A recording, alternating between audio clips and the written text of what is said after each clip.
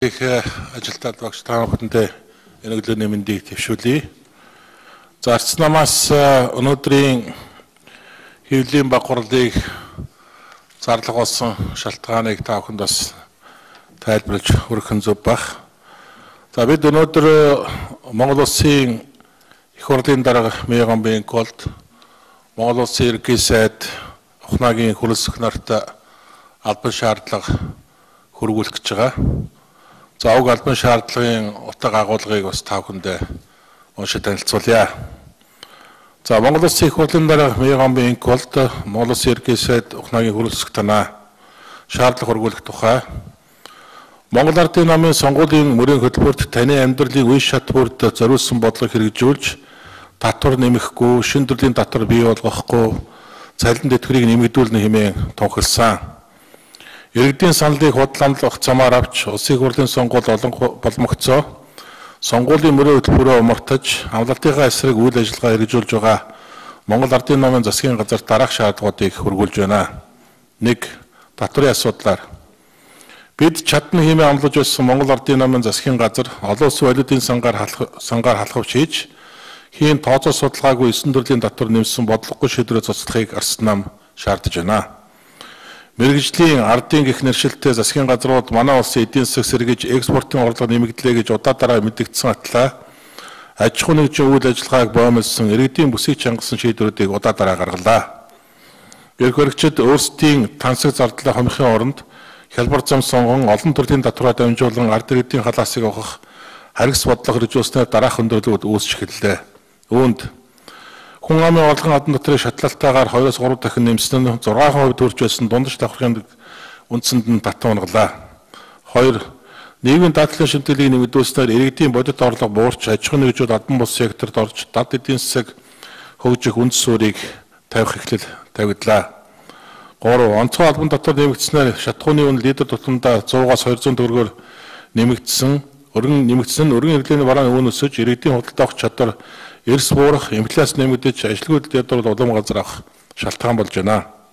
4. Ард түмний унаа болох цахилгаан хөдөлгөөр тос ижээлт машинд 50% татвар ногдуулснаар автомашины үн 5-6 сая төгрөгөөр огцсон өслөө. 5.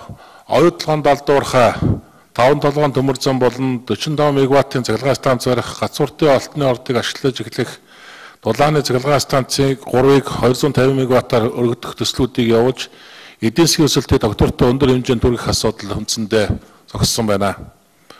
Арц нам эдийн засгийн хүндрэлтэй жилүүдэд ард түмний нуруунд ачааны хөндийг үүрүүлэх бус албан тушаалтнуудын зардлыг танах, боонд босгож ажлын байрыг нэмэгдүүлэх, мөнгөн урсгалыг нэмэгдүүлэх чиглэлээр ажилласныг Монголын ард түмэн мартааг байгаа. Үндсэн 2. Агаарын бохирдлын асуудлаар. Улаанбаатарын агаарын бохирдол гамшигын хэмжээнд хүрсэн талаар Монгол Ардын намын удирдлага бид дөрвтэй ажил хийж чадахгүй танаа засгийн газрын гишүүн утаа гэсэн үнэнч хордоо нөлөөнд багассан гэх зэрэгээр мэдгдэж ард түмнийг илт томжилж байгаад бид үнэхээр харсаж байна.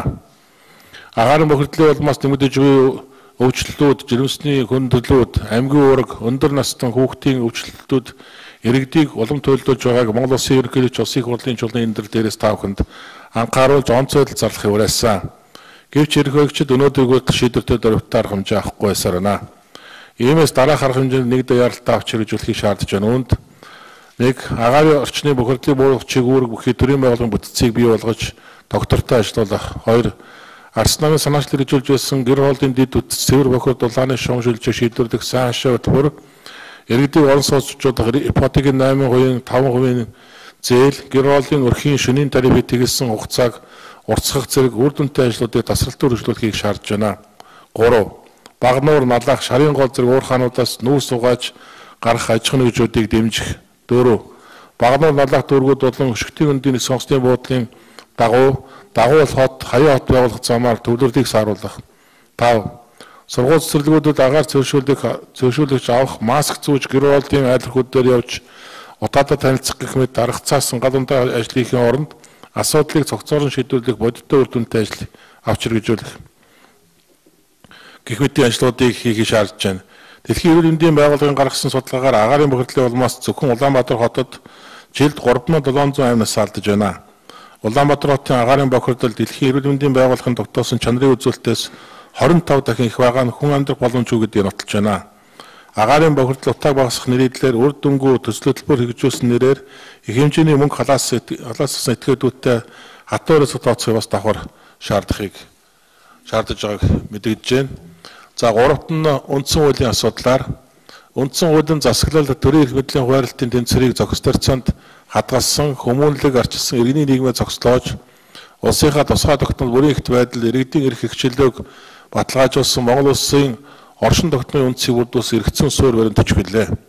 Харамсалтай нь Монгол Ардын нам хэд олонхтой эрдэн өөрсдийн эрх ашигыг хамгаалж баталгаажуулахаар улааран төрийн эрх мэдлийн тэнцвэрт байдал үндсэн хуулийн суурь бүтэц үлсэрэмтлийг эвдсэн төслөгжүүлж байгааг дээрх шалтгаануудын улмаас бид одоо эсэргүүцэж байгаа мэдэгдэж байна. Үүнд нэг 60 тэрбумаар бүрдсэн байж болзошгүй засгийн газар үндсэн хуульд нэмэлт өөрчлөлт оруулах ёс зүйгүй Монгол Ардын намын 65 гишүүнтэй бүлэг үндсэн хуульд гар дүрх хэрэггүй гэж үзэж байна. 2. Монгол Улсын үндсэн хуульд нэмэлт өөрчлөлт оруулах хуулийн төсөл хилцүүлгүүд нь зөвлөлдөх санал асуулгын тухай хууль, үндсэн хуульд нэмэлт өөрчлөлт оруулах журмын тухай хууль, ард нийтийн санал асуулга явуулах журмын тухай хуулиудыг зөрчсөн арга хэлбэр явуулж байгаа нь үндсэн хуулийн зөрчил гэж үзэж байна. 3. Өөрийн намын гишүүд дэмжигчд болон төрийн албаагчдыг хүчээр цуглуулан авсан санал нь нийт ард түмний дуу хоолой болж чадахгүй гэж үзэж байна. 4. Төрийн эрх мэдлийн хуваарлтыг боловсронгуй болгосон гих төсөл нь шүүх хэрмэдлийн тогтолцоог улс төрийн намуудын гар хөл болгох, ардын хяншил хороогөгч 37 оны их хэрмдүүлэлтийн УИХ-ын харгас байгууллагыг сэргээж өөрсдийн хязгааргүй эрхээ хуулиар баталгаажуулахыг эрмэлзсэн олонхтой тулдуудан үндсэн хуульд гар дүрхээ ханцуу шаналн дайрч байгааг эрсэс үзэж байна. Үндсэн хууль нь ард түмэн төр хоорондын хузуур харилцааг зохицуулах дээд хууль мөн тул суур хуульд нэмэлт өөрчлөлт оруулах асуудлыг бүх нийтээр хилцүүлэн ард нийтийн санал асуулгыг явуулан хэлцэх нь төрийн ёс зүйд нийцнэ. Улсын их хурлын чуулган засварлахаас өмнө 2018 оны 2 дугаар сарын 1-ний дотор энэхүү шаардлагуудын дагуу зохих аргамжаа авч хариу өгөөгүй тохиолдолд арчсан нам амлалтаас агуулсан засгийн газрыг огцруулж улсын их хурлыг тараах хариуцлагагүй улс төрчлөд улс төрийн хариуцлага хүлээх тэмцэл өрнүүлэхээ хариуцлагатайгаар мэдгэж байна.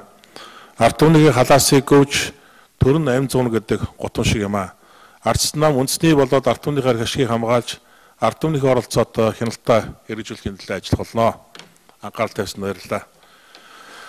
За энэ шаардлагуудыг бид өнөөдөр улсын их хурлын дарга ерөнхий сайд ардуулна. За бид хугацаатай шаардлага тавьж байгаа. 2 сарын 1-ний дотор эдгээр үндсэн 3 асуудлын дагуу ямар одоо арга хэмжээ авч хэрэгжүүлж байгаа асуудлаа одоо хариу өгөхийг бол шаардна. За 2 сарын 1-ний дотор хэрвээ энэ дарс намаар тавьж байгаа шаардлагын хариуг өгөхгүй, за энэ одоо тавьж байгаа шаардлагын дагуу холбогдох арга хэмжээг аваагүй тохиолдолд бид нар үндэсний хэмжээний эсэргүүцлийн одоо дараагийн тэмцлийн хэлбэрт бол шилжиж байгаамаа. Бүх 21 аймаг 9 дүүрэг нийслэлд бид нар үндсэндээ эсэргүүцлийн жагсаал цуглаан зохион байгуулах шаардлагатай гэж үзвэл дараагийн улс төрийн одоо арга хэмжээнүүдийг авах, хариуцлагагүй байгаа өрөөгийн засгийн газрыг огцруулах улмаар өнөөдөр Монгол түмнийг сонгогчдыг хуурч төрийн эрх мэдлийг авсан амлалтаас угарсан улсын их хурлыг тараах хүртэл одоо улс төрийн хатуу тэмцлийг бол хийх болно гэдгээ энд бас хариуцлагатайгаар мэдэгдэж байна. Ингээд мэдэгдэл шаардлагатай холбоотойгоор асуулт байвал одоо та бүхний асуултанд хариулъя.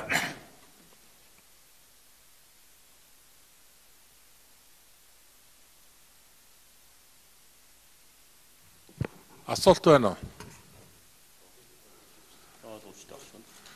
За ерөнхийдөө шаардлага болгоомжтой. Бид нар 2 сарын 1-нд хариугаа авна. 2 сарын 1-нд хариу өгөхгүй бол бид нар үндэсний хэмжээний томоохон эсэргүүцлийн жагсаал цуглаан дараагийн улс төрийн одоо тэмцлийн хэлбэрт бол шилжинэ гэдгээ бол мэдээлэл дээр дурдсан байгаа.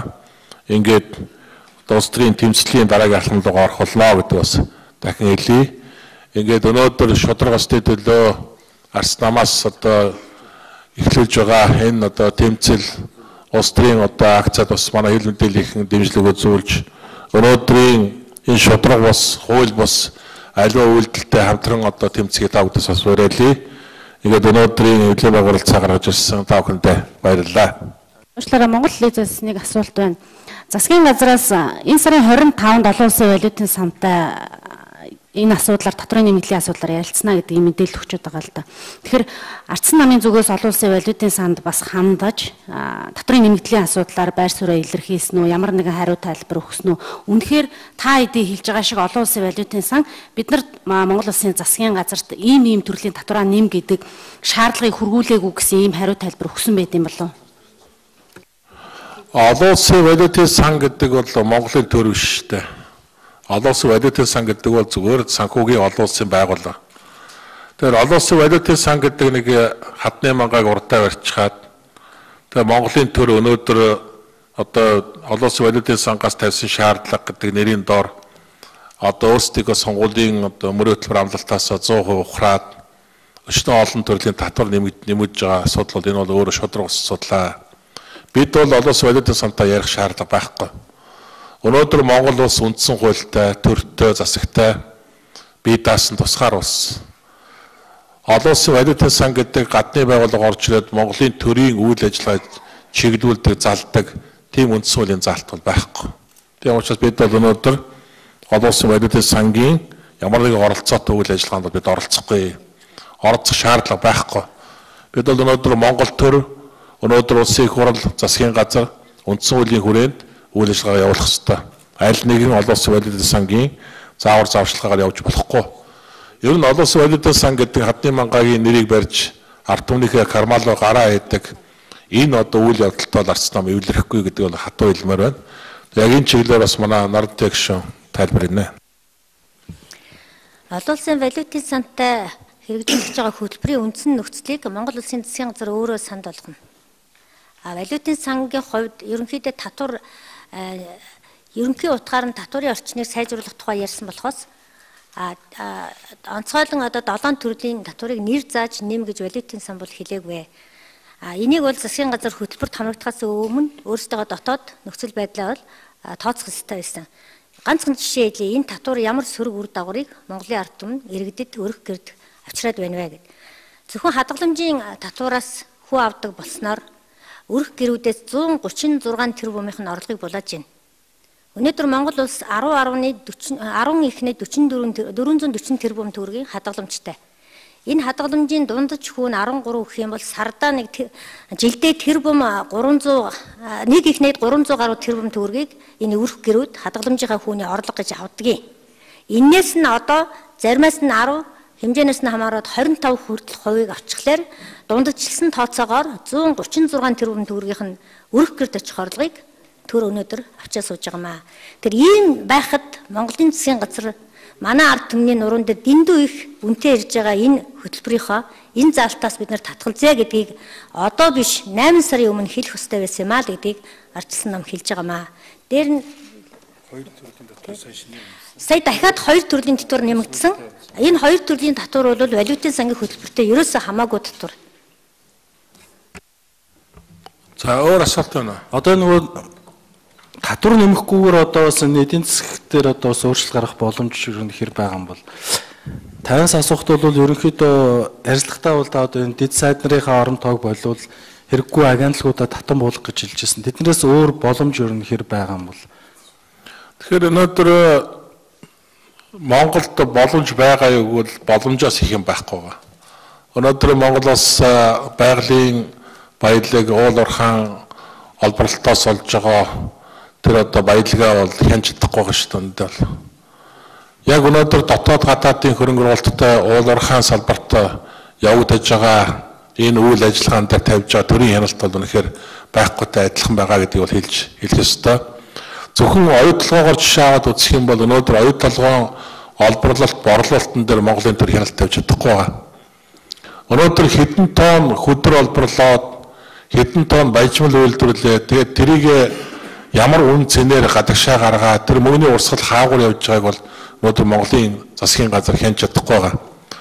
Түүнийг дагаад энэ дотор маш олон тооцоогүй ашиг баялгаа бол бид гадагшаа алдаж байгаа. Өнөөдөр одоо тэр хөдрийн одоо олборлолтын дээр гэхэд л түүнийг дагаж гарч байгаа хоор металл, алт, мөнгө, цайр гэдэг одоо үнэт металлуудыг бид нар тооцож чадахгүй байгаа шүү дээ. Манай тийм лабораторич байхгүй, тэр чиглэл рүү ажиллаж байгаа төрийн хяналтын ямар нэгэн байгууллага бол байхгүй байгаа. Тийм учраас бид өнөөдөр энэ уул уурхайн олборлолт, борлуулалт тэгээд энэ уул уурхайнаас орж ирж байгаа мөнгөний урсгал дээр тавих хяналтыг нэгдүгээр сайжруулах хэрэгтэй. Хоёрдугаар нь өнөөдөр гадаад зах зээл дээр уул уурхайн түүхийдийн хэд дахин өссөн.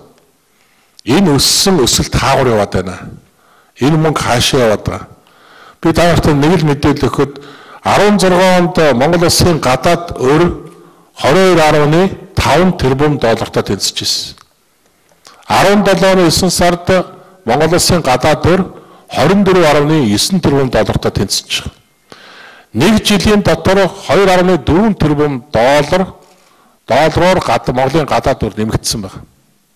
Тэгээ энэ их мөнгө хайчваа. Энэ мөнгийг юунд зарцуулваа? Юу нөгөө Чингис фонд? Юу нөгөө Чингис фонд 1.5 тэрбум доллар. Тэгээ баг нугассан хэмжээний долларын өр тавигдсан байна. Энэ мөнгийг хэн тавьчваа? Энэ мөнгө хаашаа гарсан бэ? Гэт яриа дэвэл ярих юм олон байна. Ер нь зүгээр айлаас ирэхээр авдраа авах гэж монголчуудын үг байдаг. Бид өнөөдөр дотоод нөөц болцоо ерөөсөө тооцохгүй байгаа шүү дээ. Монгол банк 3.2 тэрбум долларын валютын нөөцтэй боллоо гэж гайхаад, шагшраад, магтаад байдаг. Эдийн өсөлт 5.3% боллоо гэж одоо засгийн газрууд удаа дараалал өөрсдөө магтаал байна. Яг бодит амьдрал дээр ард иргэдийн амьдралд орж байгаа бодит орлогын өсөлт байна уу? Ард иргэдийн халаас нэмж байгаа орлого байна уу? Сагсан дахь тэр одоо бүтээгдэхүүний үн анш буурсан эерэг үзүүлэлтүүд байна уу гэд олон зүйлийг үзэх юм бол үнэхээр байхгүйтэй адилхан байгаа. Тийм учраас бид өнөөдөр энэ шаардлагуудыг зүй ёсоор тавьж байгаа. Ер нь арцсан бол жил одоо 7 сар 8 сар ямар ч саад дотоорыг эрх баригчдад үзүүлээгүй. Ямар ч дарамт шахалт үзүүлээгүй. Бид өнөөдөр Монголын ард түмний сонголтыг хүндэтгэж Монголын ард түмэн өмнөлөхөө олонхын саналыг өнөөгийн эрх баригчдад өгсөн. Тийм учраас тэднэрт ажиллах бололцоог нь хангах үүднээс арцсан бол өнөөдөр энэ жил 7-8 сар хугацаанд бол үндсэндээ ямар нэгэн одоо эрх баригчдад гүндрэл очруулсан үйлдэлийг бол бид нар хийгээгүй. Одоо бол альва юмд бас хэмжээ байдаг. Үнэхээр эрх баригчд бол дэндүү даварч байгаа. Өнөөдөр Монголын ард түмнийг хамгаалах, өмгөөлөх хөнгүү юм шиг эдгээр ямар ч одоо бодлого, ямар ч татвараар дарамтлж болно гэдэг ийм даварсан сэтгүүгээр асуудал тандж байгаа учраас арцсан нам бол өнөөдөр дуугасах хэрэггүй боллоо гэж үзэж байгаа.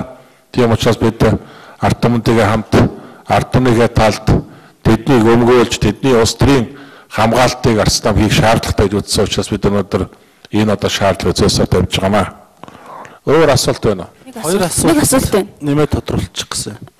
Нөгөө Эрдэнэ төлөвлөрийг одоо төрийн мэдэл 100% авахар боллоо гэдээ одоо засгийн газар мэдээлэл хийсэн. Улсын хурлын 23 дугаар тогтоолыг одоо хэрэгжүүлж байна гэж одоо тайлбарлаад байгаа. Гэвч одоо яг энэ хөрөнгийг бол одоо нэг харилцан суудгах зарчмаар бол одоо ингээд тооцоод явна гэдэг. Энэ ерөнхийдөө хэр оновчтой шийдэл юм бол ерөнхийдөө энэ Эрдэнэтээр ардчилсан нам бол арсан намын бүлэг ямар байр суурьтай байгаа бол түрүүчийн 7 хоногийн баасан гарагт ерөнхий сайд Чингис Бондын өрийг одоо шилжүүлж ийн гэж байх үедээ болохоор одоо бас цаашдаа шатхууны үнийг бол одоо төр зэсэг бол барьж чадахгүй зах зээлийн зарчмаар явах хэвээр одоо энэ олон улсад бол одоо энэ нефтийн бүтээгдэхүүний үн нэмэгдэж байна. Одоо цаашд бол одоо энэ шатхуун түлшний үн бол одоо нэмэгдэнэ гэд хэлсэн. Энэ нь одоо бас нефт импортлогчдыг бол одоо өөгшүүлсэн үйлдэл боллоо гэж яриад байна л да. Энэ тал дээр ямар байр суурьтай бол. За нэгдүгээр энэ Эрдэнэтийн 49 асуудал дээр арцсан нам ямар байр суурьтай байгаа гэхээр 49 асуудал бол өнөөдөр Монгол улс үндсэн хуультай, шүүх засгалтай тэгээд төрийн одоо институт хоорондын үйл ажиллагааг үндсэн хууль болон холбогдох хуулиар зохицуулсан ийм төр төстэй улс шүү дээ. Яг өнөөдөр бол үндсэндээ шүүхийн шийдвэрийг засгийн газар нөгөөсгээд тэгээд үндсэндээ энэ одоо хувийн болон төрийн өмчийн одоо асуудлын маргааныг одоо төр өөрийнхөө давуу байдлыг ашиглан хүчээр шийдэх гэсэн ийм хандлага давмгаалсан үйлдэлүүд бол явж гэж харж байгаа нэгдүгээр. Хоёрдугаар тэгвэл өнөөдөр Эрдэнэтийн 49%-аас гадна Эрдэнэтийн 51% асуудал одоо болтол бүрхэг байгаа. 51% асуудал үндсэндээ Монголын засгийн газар 51%-ийнхаа эзэн байж чадж гэнэ үгүй гэдэг асуудал бол өнөөдөр эргэлзээтэй байгаа. тэр Жастин Батгуугийн тавьсан өөр тэр тухайн үеийн одоо төрөмчөөрөө Эрдэнтийн захирал байсан, тухайн үеийн ерөнхий сайд байсан гэдээ маш олон хүний оролцоотойгоор энэ 51% бол үндсэндээ Өмнөд Африкийн стандарт банкны барьцаанд явагдсан байгаа шүү дээ. 130 орчим сая долларын өөр авлага үүссэн ингээд явж байгаа. Энэ асуудлаас өнөөдөр хүртэл шийдэгдээгүй байгаа гэдэг бас энд хэлэх ёстой. Тэгэхээр ямар нэгэн байдлаар нэг талдаа 49% руу нийгмийн анхаарлыг хандуулад 51% одоо энэ үүсэж байгаа асуудлыг нуух гэсэн, хаацаалах гэсэн ийм орлого явж гэнэ үү гэж харснаа харж байгаа. Бид бол шүүхийн шийдвэрийн эцсийн үр дүнг харж байна. Өнөөдөр мөн одоо энэ явагдаж байгаа үйл явдлын өрнөлийг харж байна.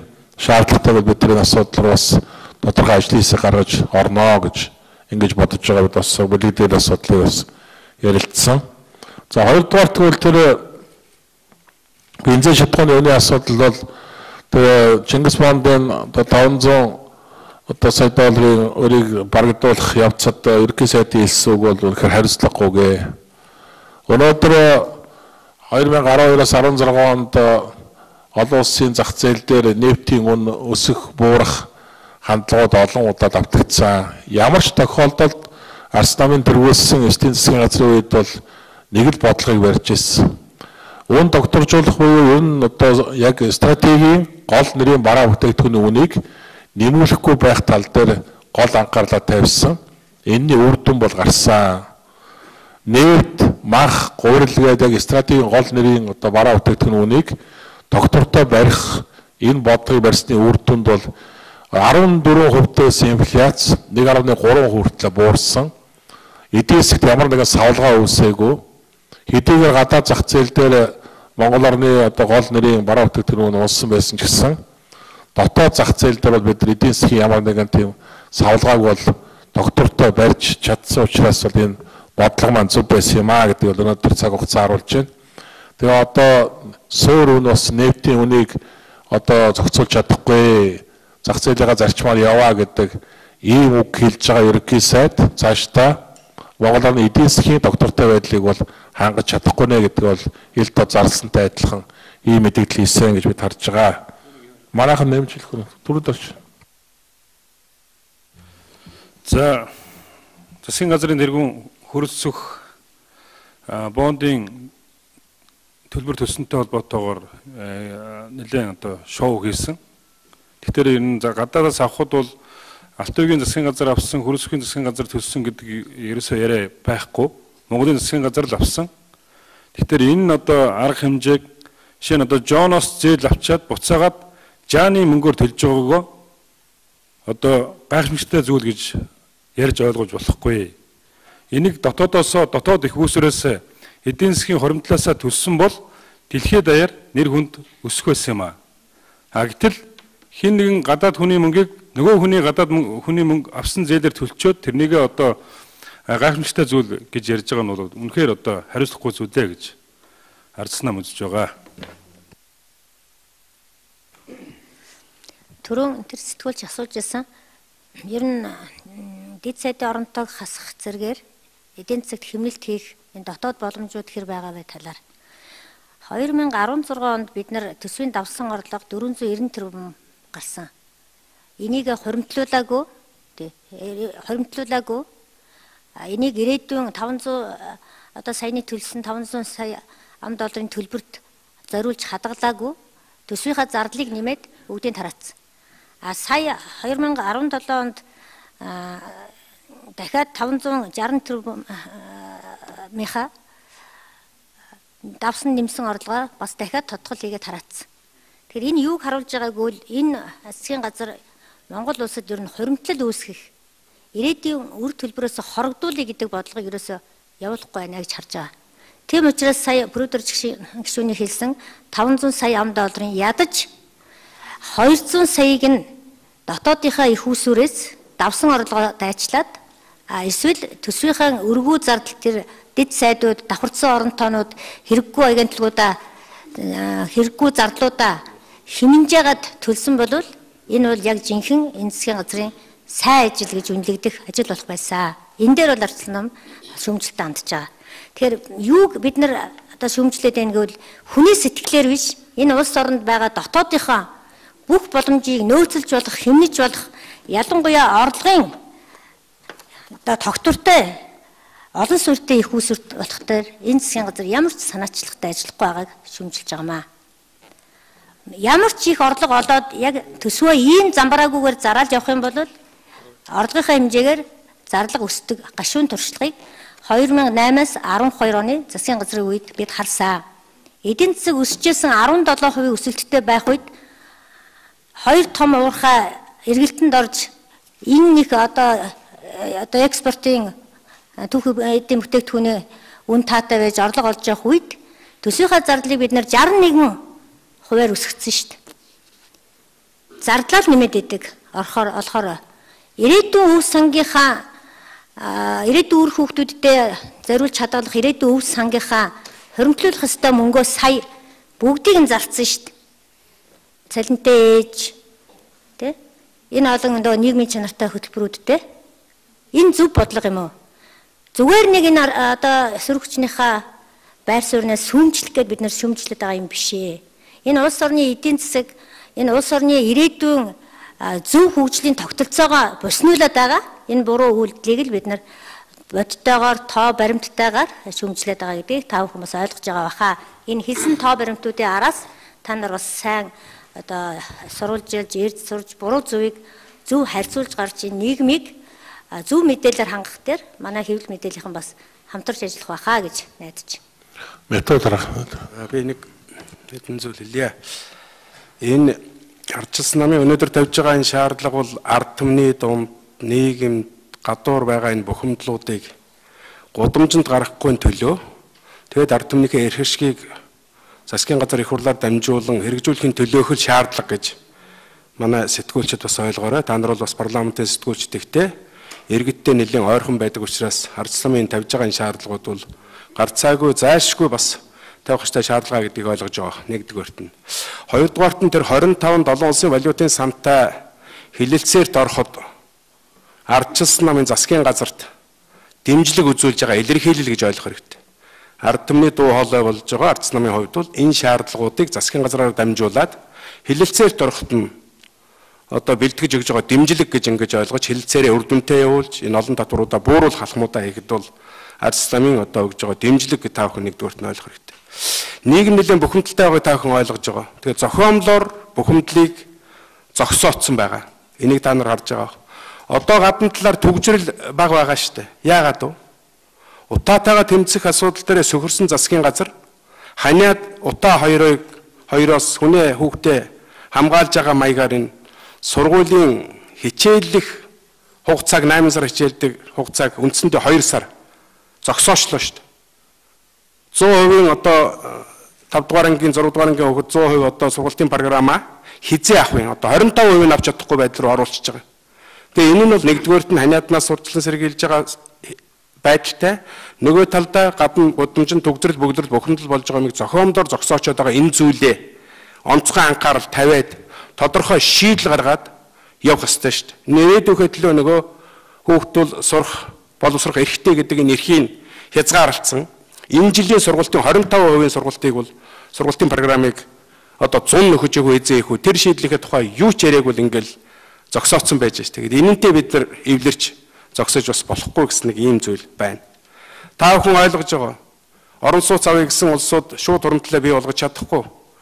Ипотекийн зээлээр 30% одоо урьдчилгаагаа өг гэж аль ч одоо компани та бүхнээс шаардна. Тэгвэл орон сууц авах гэж байгаа мөнгөний хуримтлалыг бий болгож байгаа хүмүүс банкнд мөнгө хадгалуулах жагаа энэ банкны хүүгийн хүүгээс нь 10%, 25% хүртэлх татвар авж байгаа нь бол энэ улсуудын байр руу орон сууц руу орох алхмыг тэр л хэмжээгээр нь хугацаагаар нь хойшлуулж байгаа энэ зүйл. Энийгээ болооч. Тэр улсууд ч байрандаа орог. Хүүхдийнхээ сургалтын төлбөрийг нэг дор төлж чадахгүй. Тийм учраас энэ хүүхдээ дээд сургууль төгсөлтөнд сургууль сургая. Хүүхдээ эрүүл нөхцөл байдал таниад хамаа урсан өвчин зовлон туссан үед би эндээсээ гарна гэсэн тэр хүмүүсийн засгийн газар өөрөө хуримтлал хийж чадахгүй байж болно. Иргэн өөрөө хөдөлмөрлөө төлсөө гоожуулаад хичээ зүтгэд хуримтлал хийж байгаа энэ мөнгнөөс нь шууд одоо 10-аас 25% татвар авна гэдэг бол энэ улсуудыг одоо иргэдийн төлөө нэг хамтдаа хөгжин, хамтдаа одоо зүтгэн гэдэг энэ асуудлаасаа энэ засгийн газар бутчихээнэ гэсэнтэй адилхан. Пүрүүс машины татвар байж байгаа. татварыг 50% хөнгөлж байгаа нэрээр 50% нэмсэн. Одоо нөгөө орлого багтай дундаж одоо амьдралтай орлоготой энэ айлууд автомашин авах бололцоо байхгүй. Ахаад 5-аас 6 сая төгрөгийг шууд засгийн газар тэр улсуудаар ачаа өөрүүлээл байгаа байхгүй. Ингэж иргэдийнхээ нуруунд дээр засгийн газар ачаа өөрүүлдэг юм а болоо. Олон гарцууд би түрүүн намын дарга хэлсэн. Энэ одоо оюу толгой бусад газруудтай хэлцлүүдээ хийгээч. Дамжихгүйгээр шууд одоо гардаг энэ одоо орлогыг монголоор дамжуулаад гаргахад энэ асуудлыг шийдэх одоо бололцоо бий. Зөвхөн дэд сайдуудын тухай асуудал биш, олон агентлагууд байж байна. Энэ цаг хугацаанд бид энэ агентуудын тоог цөөрүүлэх, тансаг хэрэглээгээ буруулах багасгах гэдэг олон одоо асуудлууд бий. Тийм учраас та бүхэн бол энэ асуудалтай бидэнтэй санал нэг байгаа. Бид төвчээртэй хандаж асуудлыг тавьж байгаа. Энэ парламентыг завсарлах хүртэлх шуурхай ажиллаад эрчимтэй тодорхой арга шийдлүүдийг олооч. Ийм нөхцөлд хүртэл ямар ч байсан ард түмний гудамжинд гарах гэсэн тэмцэл хий гэсэн энэ бухимдлуудыг тодорхой хугацаагаар бид хойш нь тавихтал оролцож байгаа. Энэ ард түмэн чинь тайван амгалан байж байгаа хэвээр нийгэм бухимдалгүй байх хэвээр гудамжинд одоо юу гэдгийг бужигнаан шууган гаргачихгүй төлөөх ард түмэн одоо хичээж гаргаж байгаа энэ хэмжээ хугацаа нь энээс хойш одоо нийгэм ард түмэнтэйг ардчсан хамтдаа энэ бодлогыг хэрэгжүүлэхийн төлөө шахар шаарч ажилланаа. Цөөхөн 9 гишүүнтэй тэн дээрээ хилээд ирээд ерөөсөө болдоггүй учраас бид намаараа дамжуулаад парламент одоо энэ ордонд ажиллаж байгаа сэтгүүлчид за бусад сэтгүүлчдийг урьдсан. Ингээд та нартай хамтарч нэг чихэнд нь илжигний чих рүү ус хийсэн ч адилхан алт хийсэн ч адилхан байдаг гэж бодож болохгүй. Энэ хүмүүс одоо ажиллах ёстой, хөдөлмөрлөх ёстой гэдэг үүднээс нь би тандж байгаамаа.